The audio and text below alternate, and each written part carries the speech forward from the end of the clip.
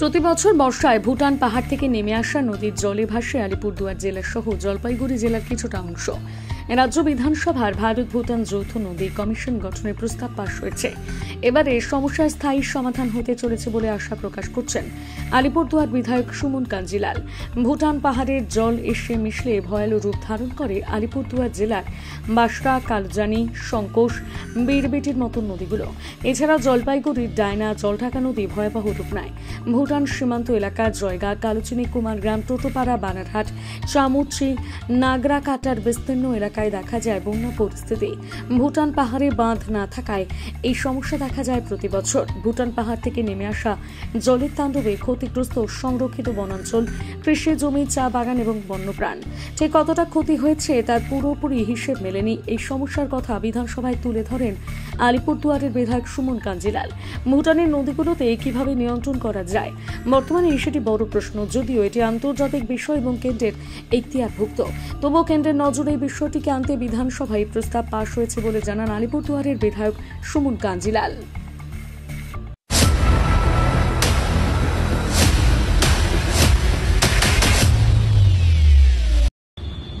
মাননীয় মুখ্যমন্ত্রী কালকে একটা প্রপোজাল নিয়ে আসছেন। এটা বিশেষ করে পশ্চিমবঙ্গের জন্য সুন্দর একটা প্রপোজাল। কেন ভারত ভুটানের যে নদী আছে, ভুটানের যে জল আছে, সনকোষ, রায়ডা, কালচিনি, ডায়না, তুরসা, এই জল কিন্তু টোটালি ভুটান থেকে আসতেছে এবং ক্ষতি করতেছে ইন্ডিয়াকে। আলিপুরদুয়ার এবং জলপাইগুড়ি এলাকার মানুষ কিন্তু ক্ষতিগ্রস্ত হচ্ছে। কোনোবারও এই ম্যাটার নিয়ে আমি গভর্নমেন্ট অফ ইন্ডিয়াকে কোনো মতন ইন্টারফেয়ার করতে দেখি নাই। যা কিছু কাজ করেছে রাজ্য সরকারই করেছে, এবং এই কাজ যদি যৌথভাবে হয় তাহলে ডেভেলপমেন্ট কার হবে? এলাকার মানুষের হবে, আলিপুরদুয়ারের মানুষের হবে, কুমারগ্রামের মানুষের হবে, কালচিনির মানুষের হবে, জয়গাঁওয়ের মানুষের হবে, বীরপাড়ার মানুষের হবে, বানারহাট এরিয়ার মানুষের হবে, জলপাইগুড়ির মানুষের হবে। এই কাজ একটা সুন্দর একটা প্রপোজাল।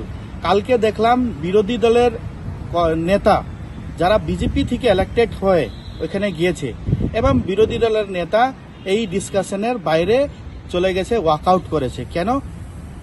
আমাদের যে আলিপুরদুয়ারের বিধায়ক এর মধ্যে বক্তব্য দিবেন তার জন্য। এটা সুন্দর একটা প্রপোজাল। এটা তো সবাইকে কিন্তু উদ্যোগ নিয়ে কিন্তু এটা ডিসকাশন করা দরকার, এবং গভর্নমেন্ট অফ ইন্ডিয়াকে এটা ইন্টারফেয়ার করা দরকার আছে। আমিও আগামী দিন কিন্তু এই প্রপোজাল নিয়ে আমি রাজ্যসভাতেও বক্তব্য রাখবো, এবং সুন্দর প্রপোজাল। এটা মাননীয় মুখ্যমন্ত্রী এত সুন্দর কাজ, এই কাজকে নিয়ে কোনোদিন কিন্তু চিন্তা ভাবনা করেনি।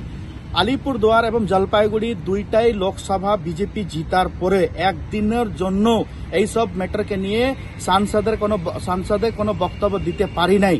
এবং বাংলাতে যারা কুমারগ্রাম, কালচিনি, মাদারিহাট এবং জলপাইগুড়ি জেলার নাগরাকাটা এইসব এলাকা থেকে যারা বিধায়ক জিতে আসছে, ওরা এই বক্তব্যের উপরে ওয়াকআউট করতেছে। লজ্জা থাকা দরকার। কেন? এই মানুষ কিন্তু, এইসব এলাকার মানুষ কিন্তু ভুক্তভোগী।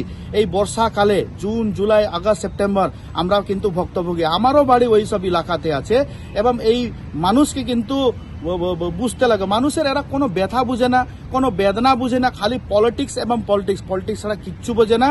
এবং এটা রেজাল্ট কিন্তু 2026-এ ওই এলাকার মানুষ কিন্তু এদেরকে যোগ্য জবাব দেবে। আমার যে ভূমিকা ছিল, আমার এলাকায় আমি সাধারণ মানুষ, উত্তরবঙ্গ ডুয়ার্সের যে প্রতি বছরের সমস্যা আমাদের, বিশেষ করে ডুয়ার্সের অস্তিত্ব সংকটের সমস্যা, এই নিয়ে বলেছি, এবং এই বলবার ক্ষেত্রে আমি মানুষের কথা বলার চেষ্টা করেছি। ওনারা, আপনি আগে বিজেপিতে ছিলেন বলছেন, বাইরে গিয়ে তৃণমূল, এই নিয়ে যে আচরণ করলেন সেটাকে আপনি কিভাবে দেখেন? অত্যন্ত দুর্ভাগ্যজনক।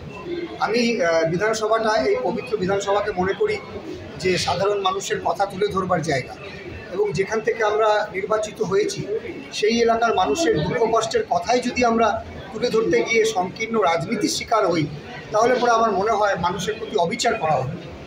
ফলে যে কথাটা তারা আজকে বললেন, এটা অত্যন্ত দুর্ভাগ্যজনক। সাধারণ মানুষের কথা, আমার সমস্যার কথা আমি বিধানসভায় তুলে ধরতে পারবো না, সেগুলো বিভিন্ন বিষয় নিয়ে আটকানো হবে, বিভিন্ন সাংবিধানিক জটিলতার প্রশ্ন তুলে। মানুষের জন্য বিধানসভা না, বিধানসভার জন্য মানুষ, সব মিলে তো আজকে মানুষের কথাই এখানে বলতে এসেছি।